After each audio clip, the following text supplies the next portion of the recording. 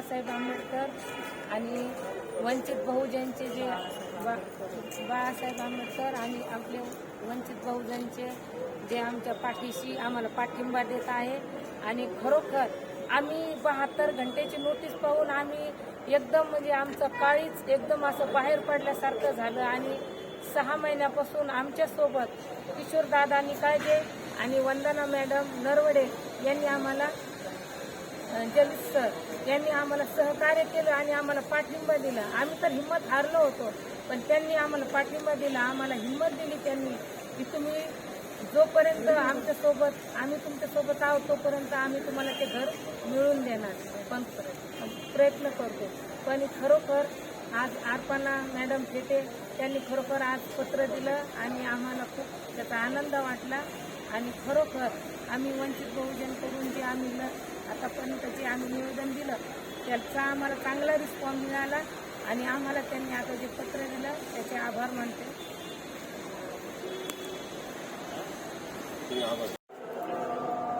आज तुम्ही महानगरपालिकेला कशासाठी आले होते?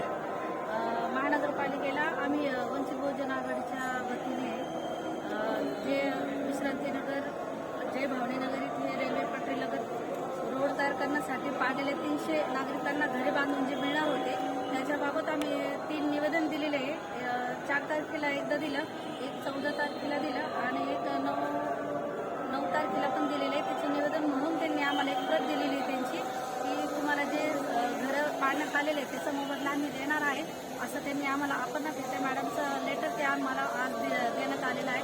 आणि त्यांनी आश्वासने दिले की हे घरं तुम्हाला बांधून मिळणार, पण त्याचा काही मोबदला असतो जे तुम्हाला त्याचं भरावं लागतो. काही पंतप्रधान आवास योजना दिली आणि काही तुमच्याकडनं पण भरावं लागतं असं ते लेटर त्यांनी आम्हाला दिलेलं आहे. आणि आम्ही त्यांचे धन्यवाद पण करतो की त्यांनी आम्हाला आश्वासन देऊन आणि ते ह्या जे घरं देणार आहेत त्याबद्दल त्यांनी आम्हाला होकारार्थ पण कळवलेलं आहे. त्याच्यामुळे आम्ही मॅडमचे आणि सरांचे पण धन्यवाद देतो. आज महानगर पालिका में हमारा आने का मकसद ये था कि विश्रांति नगर जय भवानी नगर यहाँ पर जो है रेलवे पटरी से लगकर जो 300 घर गरीब लोग रहते थे, महानगर पालिका की तरफ से जो है इलीगल तरीके से उन पर बुलडोजर चला के इन्हें तोड़ा गया है. उसी को लेकर हमारे शहर अध्यक्ष वंदना नरवड़े की अध्यक्षता में एक शिष्टमंडल महानगर पालिका के आयुक्त साहब से मुलाकात करके उनको ये डिमांड की थी कि यहाँ पर जो लोग हैं जो 300 घर यहाँ पर इलीगल तरीके से आपने तोड़ दिया है, उनका कोई कसूर नहीं था, जबकि उन्होंने घर खरीदे थे, लेकिन उन्हें धोखे देकर जमीन वाले ने जो इनके साथ धोखा किया था इसमें कोई कसूर नहीं है.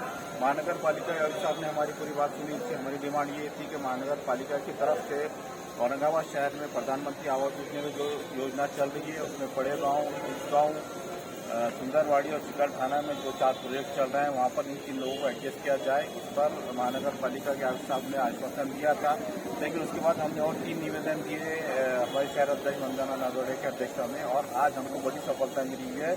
आज महानगर पालिका के जो हेड है प्रधानमंत्री आवास योजना के अर्पणा फेटे मैडम, उन्होंने हमको बुलाकर एक लेटर दिया है और उन्होंने ये कहा कि आपने जो हमसे डिमांड की थी प्रोसेस में, और बहुत जल्द ये 4 जगह पर जो महानगर पालिका की तरफ से प्रधानमंत्री आवास योजना की योजना चल रही है, आपके 300 लोगों को वहाँ पर एडजस्ट किया जाएगा, स्पेशल कैटेगरी में एडजस्ट किया जाएगा. और जो है जो उसका लिए हमारी डिमांड थी कि उसका जो मुबदला दिया जा रहा है वो कम से कम नहीं के बराबर लिया जाए, उस पर भी लोग जो है कमिश्नर साहब विचार विमर्श कर रहे हैं. हम वंचित बहुजन आघाड़ी की तरफ से महानगर पालिका आयुक्त साहब और अपर्णा फेटे मैडम का शुक्रिया अदा करते हैं और उम्मीद करते हैं कि वो जल्द से जल्द इन 300 लोगों को घर अलॉट करके देंगे. गेल्या 6 महिन्यापासून